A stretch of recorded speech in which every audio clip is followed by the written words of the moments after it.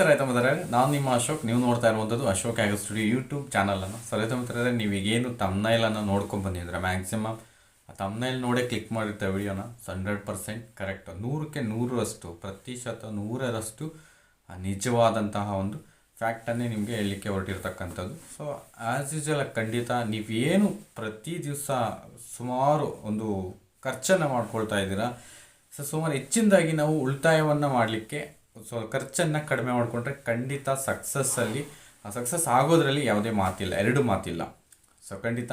So ಒಂದು ದಿನಕ್ಕೆ ಒಂದೇ ಟೈಮ್ ಫುಡ್ ಕೊಟ್ಟು, ಸೊ ಅದಕ್ಕೆ ಕೂಲಿ ಹಾಳುಗಳನ್ನು ಕಡಿಮೆ ಮಾಡಿ, ಒನ್ ಟೈಮ್ ಫುಡ್ ಕೊಡ್ತೀವಿ, ಕೂಲಿ ಒನ್ ಟೈಮ್ ಕೊಡಲಿಕ್ಕೆ ಕೂಲಿ ಹಾಳುಗಳು ಹೆಚ್ಚು ಬೇಕಾಗೋದಿಲ್ಲ. ಸೊ ಪ್ರತಿ ಸಲ ನಾವು ಚಾಪ್ ಮಾಡಲಿಕ್ಕಾಗ್ಬೋದು, ಅದನ್ನು ಕಟ್ ಮಾಡ್ಬೋದು, ಶೆಡ್ಗೆ ತರ್ತಕ್ಕಂಥದ್ದು, ಟ್ರಾನ್ಸ್ಪೋರ್ಟು, ಹಾಗೆಯೇ ಸೊ ಮತ್ತು ರಾಸುಗಳಿಗೆ ಕ್ಲೀನ್ ಮಾಡ್ತಕ್ಕಂಥದ್ದಾಗ್ಬೋದು, ಶೆಡ್ ಕ್ಲೀನಿಂಗ್ ಆಗ್ಬೋದು. ಸೊ ಇವೆಲ್ಲವನ್ನು ತಪ್ಪಿಸ್ಬೇಕಂದ್ರೆ ಸೊ ಈ ಒಂದು ಪ್ಲಾನ್ ಪ್ರಕಾರ ಒಂದು ಪ್ಲಾನಿಂಗನ್ನು ನಾವು ಮಾಡಿಕೊಂಡ್ರೆ ಖಂಡಿತ ಆ್ಯಸ್ ಯೂಶುವಲ್ ನಮ್ಮ ಒಂದು ಡೈರಿ ಫಾರ್ಮಲ್ಲಿ ಲೇಬರ್ಸನ್ನು ತಗ್ಗಿಸ್ಕೊಂಡು ಸೊ ಆದಾಯವನ್ನು ಹೆಚ್ಚಿಸ್ಕೊಳ್ಳಿಕ್ಕೆ ಸೊ ಸೂಕ್ತ ಮಾರ್ಗಗಳನ್ನು ಖಂಡಿತ ಈ ಒಂದು ವಿಡಿಯೋದಲ್ಲಿ ಎಕ್ಸ್ಪ್ಲೈನ್ ಮಾಡ್ತೀನಿ ನಿಮಗೆ.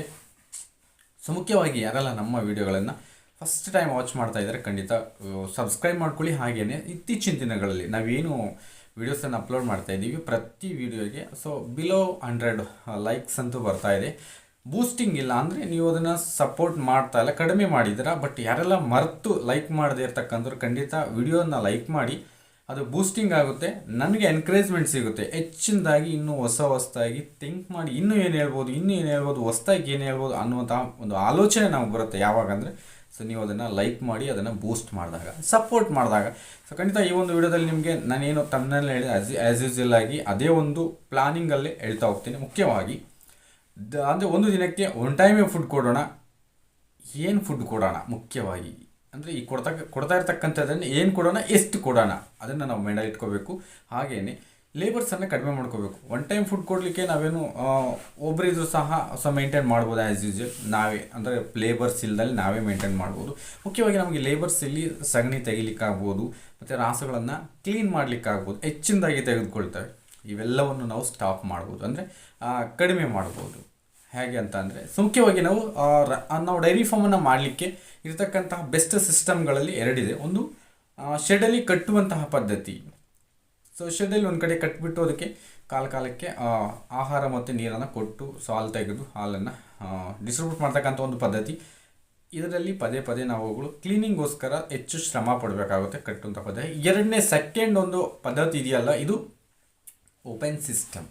ರಾಸುಗಳನ್ನು ಬಂಧನ ಮುಕ್ತ ಮಾಡಿಬಿಟ್ಟು ಸೊ ಒಂದು ಕಾಂಪೌಂಡ್ ಅಂದರೆ ಸ್ವಲ್ಪ ಹೆಚ್ಚು ಜಾಗದಲ್ಲಿ ಒಂದು ಕಾಂಪೌಂಡನ್ನು ನಿರ್ಮಿಸಿಕೊಂಡು ಒಳಕ್ಕೆ ಇತರೆ ಪ್ರಾಣಿಗಳು ಹೋಗದೆ ಬರದಲೇ ಸೊ ಒಂದು ಕಾಂಪೌಂಡ್ ಒಂದೇ ಗೇಟ್ ಇಟ್ಕೊಂಡು ಸೊ ಈ ಒಂದು ಇದರಲ್ಲಿ ಸ್ವಲ್ಪ ನೆರಳನ್ನು ಕೊಡುವಂತಹ ಮರಗಳನ್ನು ಇಟ್ಕೊಂಡು ಒಂದು ಕಡೆ ಶೆಡ್ ಹಾಕ್ಬಿಟ್ಟು, ಅಂದರೆ ಅದು ಓಪನ್ ಬರಲಿಕ್ಕೆ ಹೋಗಲಿಕ್ಕೆ ಮುಕ್ತವಾಗಿರುವಂತಹ ಶೆಡ್ಗೆ ಸೊ ನಾವು ಇಟ್ಟು ಅಲ್ಲಿ ರಾಸುಗಳನ್ನು ಇಟ್ಟು ಮಾಡುವಂತಹ ಸಿಸ್ಟಮು ಬಂಧನ ಮುಕ್ತ ಸಿಸ್ಟಮ್. ಅಂದರೆ ಓಪನ್ ಆಗಿ ಶೆಡ್ಗಳಲ್ಲಿ ಕುರಿಗಳ ಥರ ಅಥವಾ ಮೇಕೆಗಳ ಥರ ಫ್ರೀಯಾಗಿ ಬಿಟ್ಟಿರ್ತಕ್ಕಂಥದ್ದು. ಈ ಸಿಸ್ಟಮನ್ನು ನಾವು ಅಳವಡಿಸ್ಕೊಂಡಿದ್ದಾದರೆ ಸಾಕಷ್ಟು ಲಾಭಗಳಿದ್ದಾವೆ, ಮ್ಯಾಕ್ಸಿಮಮ್ ಲಾಭಗಳಿದೆ.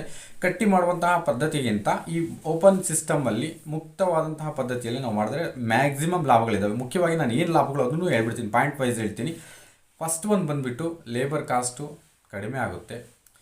ಪ್ರತಿದಿನ ಪ್ರತಿ ಗಂಟೆಗೆ ಒಂದು ಸಲ ಇಟ್ಕೊಂಡು ಅದು ಸಗಣಿ ಹಾಕಿದ ತಕ್ಷಣ ತೆಗಿತಾ ಇರಬೇಕು ಕಟ್ಟುವಂತಹ ಸಿಸ್ಟಮಲ್ಲಿ. ಇಲ್ಲಿ ಆ ಒಂದು ಇದರಲ್ಲಿ ಬೇಕಿಲ್ಲ, ಯಾಕಂದರೆ ಅದು ಗಲೀಜು ಮಾಡ್ಕೊಳ್ಳೋದಿಲ್ಲ.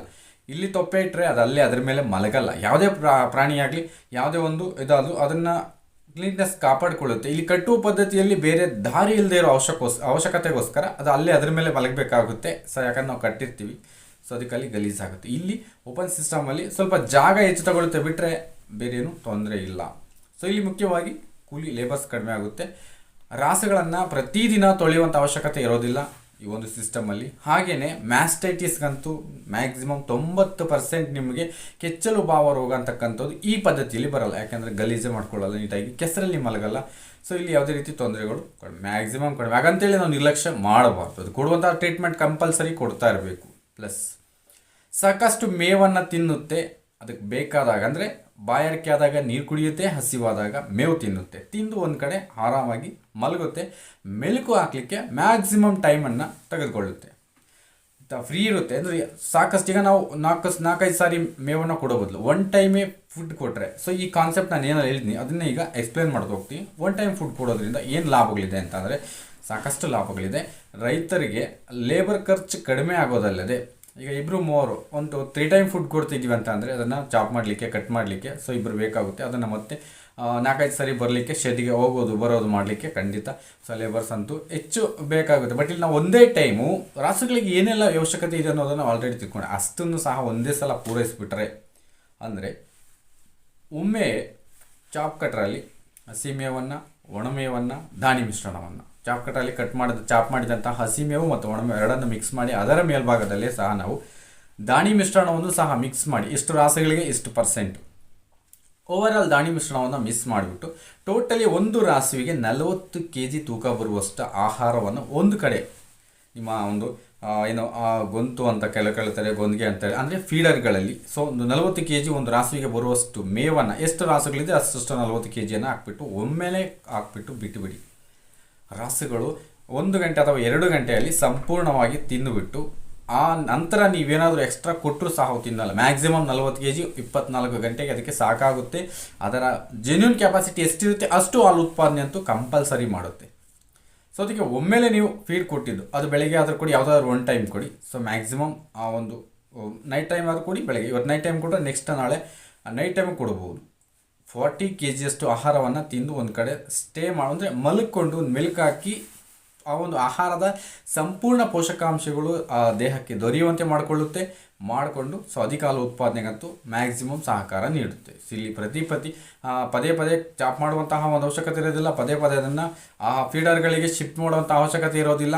ಹಾಗೆಯೇ ಈ ಒಂದು ಓಪನ್ ಸಿಸ್ಟಮ್ ಮಾಡೋದ್ರಿಂದ ಸೊ ವರ್ಷಕ್ಕೊಮ್ಮೆ ತೊಳೆದ್ರೂ ಸಹ ಏನು ತೊಂದರೆ ಇಲ್ಲ, ವರ್ಷಕ್ಕೊಮ್ಮೆ ಕ್ಲೀನ್ ಮಾಡೋದು ಏನು ತೊಂದರೆ ಇಲ್ಲ. ಸೊ ಬಿದ್ದಂತಹ ಸಗಣಿಯನ್ನು ಬೆಳಗ್ಗೆ ಅಥವಾ ಸಾಯಂಕಾಲ ಯಾವುದಾದ್ರೂ ಒನ್ ಟೈಮ್ ತೆಗಿಬೋದು. ಸೊ ನಮ್ಮ ಫೀಲ್ಡ್ ಏನಿರುತ್ತೆ ಓವರಾಲ್ ಫೀಲ್ಡಲ್ಲಿ ಸೊ ಅಲ್ಲಲ್ಲಿ ಸಗಣಿ ತೊಪ್ಪೆ ಬಿದ್ದಿರುತ್ತೆ, ಅದನ್ನು ಎತ್ತಿ ಸೈಡ್ಗೆ ಹಾಕ್ಕೊಂಡ್ರೆ ಸಾಕು. ಬೆಳಗ್ಗೆ ಕಟ್ಟು ಪದ್ಧತಿಯಲ್ಲಾದರೆ ನೀನು ಬೆಳಗ್ಗೆ ಹಾಕಿರುತ್ತೆ ಅದು ತೆಗಿಬೇಕು, ಅನಂತರ ಹಾಲು ತೆಗಿಬೇಕು, ಮಧ್ಯಾಹ್ನ ಹಾಕಿರುತ್ತೆ ಸಾಯಂಕಾಲ ತೆಗಿಬೇಕು, ಅನಂತರ ಹಾಲನ್ನು ತೆಗಿಬೇಕಾಗುತ್ತೆ. ಸೊ ಈ ಸಿಸ್ಟಮ್ ಇರೋದ್ರಿಂದ ಸೊ ನಾವು ಹಾಲು ಕರೆಯುವಂತಹ ಒಂದು ಜಾಗವನ್ನೇ ಬೇರೆ ಇಟ್ಟಿರೋದ್ರಿಂದ ಅಲ್ಲಿನೂ ಕೊಳಕಿರೋದಿಲ್ಲ, ಸೊ ತೊಂದರೆ ಇರೋದಿಲ್ಲ. ನೀಟಾಗಿ ಅಲ್ಲಿಗೆ ಬಂದು ಅಲ್ಲಿ ಕಾಲು ತೆಗಿತವೆ, ಆ್ಯಸ್ ಇಟ್ ಈಸ್ ಫೀಲ್ಡ್ಗೆ ಹೊರಟೋಗ್ತವೆ. ಈ ಸಿಸ್ಟಮನ್ನು ಎಲ್ಲರೂ ಅಂದರೆ ಈ ಒಂದು ಇದು ಮಾಡ್ಕೋಬೇಕಂದ್ರೆ ಜಾಗದ ಅವಶ್ಯಕತೆ ಇದೆ. ಖಂಡಿತ ಆ ಜಾಗದ ಅವಶ್ಯಕತೆ ಇರ್ತಕ್ಕಂತಹ ಪ್ರತಿಯೊಬ್ಬರು ಅಳವಡಿಸ್ಕೊಂಡ್ರೆ ತುಂಬಾ ಯೂಸ್ ಆಗ್ತಕ್ಕಂಥದ್ದು ನಮ್ಮ ಡೈರಿ ಫಾರ್ಮರ್ಸ್ಗೆ. ಸೊ ಖಂಡಿತ ಇದನ್ನು ಜಸ್ಟ್ ಒಂದು ಸಲ ಪ್ರಾಯೋಗಿಕವಾಗಿ ಅಂದರೆ ನೀವು ಅದು ನೋಡೋಣ, ಅದನ್ನು ಟೆಸ್ಟ್ ಮಾಡೋಣ ಅನ್ನೋ ಉದ್ದೇಶಕ್ಕೋಸ್ಕರ ಆದರೂ 1 ಅಥವಾ 2 ರಾಸುಗಳನ್ನು ಟ್ರೈ ಮಾಡಿ ನೋಡಿ, ನಿಮ್ಮ ಒಂದು ಬದಲಾವಣೆಯನ್ನು ನೀವೇ ನೋಡ್ತೀರಾ. ಸೊ ಪರೀಕ್ಷಿಸಿ, ಖಂಡಿತ ಅದು ಯಶಸ್ಸು ಅಂತ ಅನಿಸಿದ್ರೆ ಖಂಡಿತ ನೀವು ಆ ಒಂದು ಇದನ್ನು ಖಂಡಿತ ನಮಗೂ ತಿಳಿಸಿ. ಸೊ ಈ ಒಂದು ಸಿಸ್ಟಮ್, ಈ ಒಂದು ಮ್ಯಾಟ್ರ್ ನಿಮ್ಗೆ ಏನು ಅನ್ನಿಸ್ತು ಅನ್ನೋದನ್ನು ಖಂಡಿತ ನಮಗೆ ಕಾಮೆಂಟ್ ಮಾಡಿ, ಲೈಕ್ ಮಾಡೋದಂತೂ ಮರಿಬೇಡಿ. ಸೊ ಇಷ್ಟು ಮಾಹಿತಿ ನಿಮ್ಗೆ ಇಷ್ಟ ಅಂತ ನಾನು ಅಂತೂ ಅಂದ್ಕೋತೀನಿ. ಸೊ ಇದನ್ನು ಎಂಡ್ ಮಾಡ್ತಾ ನಮಸ್ಕಾರ. ನಾನು ನಿಮ್ಮ ಅಶೋಕ್.